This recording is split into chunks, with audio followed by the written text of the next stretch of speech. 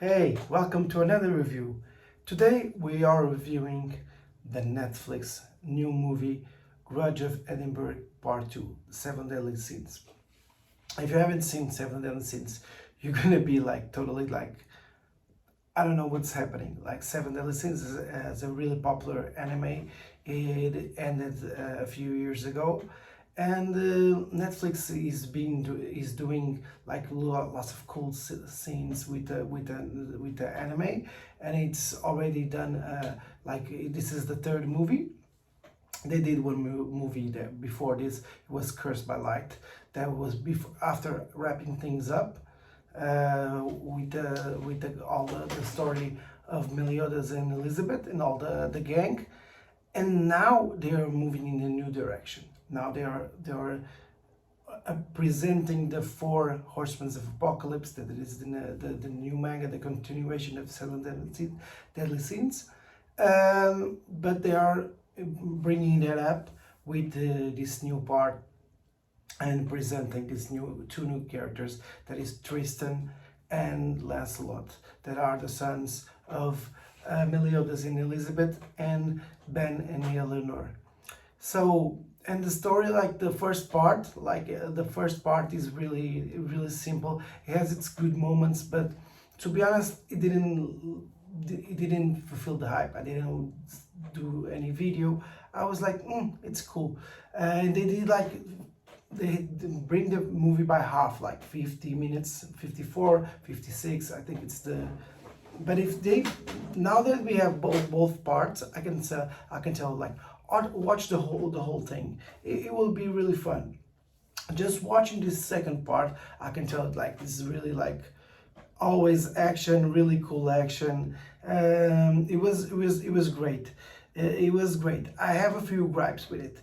And first is the type of animation. Like I'm not a big fan of this type of animation. The animation that they use in Kengan Ashura, they use in a lot of Netflix shows and anime shows. I'm not a fan of it, and I only think that it looks properly well. Like sometimes the animation feels like a robot. It feels like you're playing like in 15 deep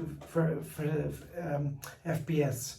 It's like you're very slow sometimes, but sometimes it's really cool. Like they can do like really cool, really amazing things with it. And in the fight scenes, I have to say that I really love the fight scenes in this show. They were very creative, like mixing all the powers of Tristan and and then the gang. I cannot spoil. Sorry, I was already. But with the powers of Tristan, the powers of Lancelot, and the antagonists, I think they really did a really good choice in using all the powers. And the thing that it's really fast paced, the action when it goes in action, and it really delivers the 3D. I think it's where it shines very well.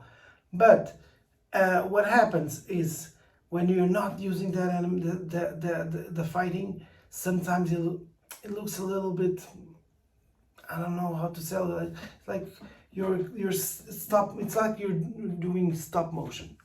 So not my favorite, but I have to say that it has a better quality than the anime, the show, the especially the season where it was the fight between Meliodas and Escanor. That season was horrible. I'm not the fan. I don't think this is in the level of Mappa or Futabo, but I think it's doable. It's cool. It's cool, and in the fight scenes, it really shines. What I enjoy also is that the fights are longer than the new type of anime fights. I was saying that in the other day in my review. What was the animated review? It was Demon Slayer Jujutsu Kaisen, that the fights are very fast, and it's like 2 minutes, and then it ends. Then here the fights were longer, and it was more narrative in a way that like it made me feel like Dragon Ball. It made me feel like there's a fight. The one is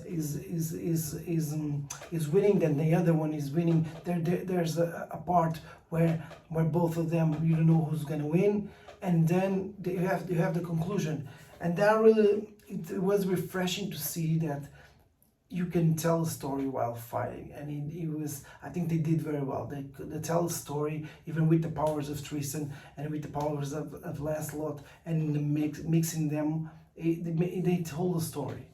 Without spoiling, they told the story while they were fighting, and it made sense. It was not straight from the ass. It was like it made totally sense.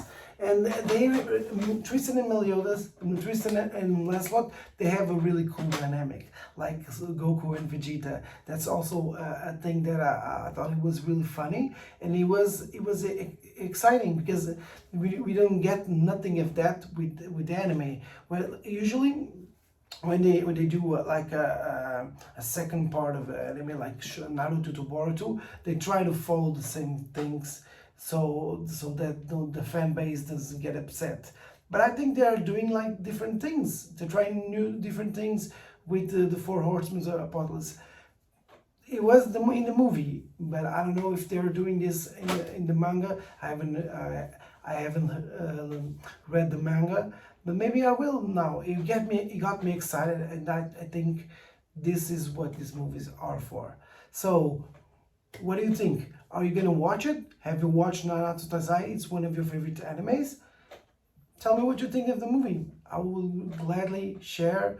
I already shared my part. I will gladly hear what you have to say, and write me a comment, share with your friends, give me a like, because it really would help me for the algorithm and for me, like to get that I'm not alone doing this movie, not talking to zero people. Sometimes I have to say in the beginning it's really hard for doing this type of content and being a creator. So your like and your love, your support, it would mean the world to me. So we'll see you in the next one. Peace.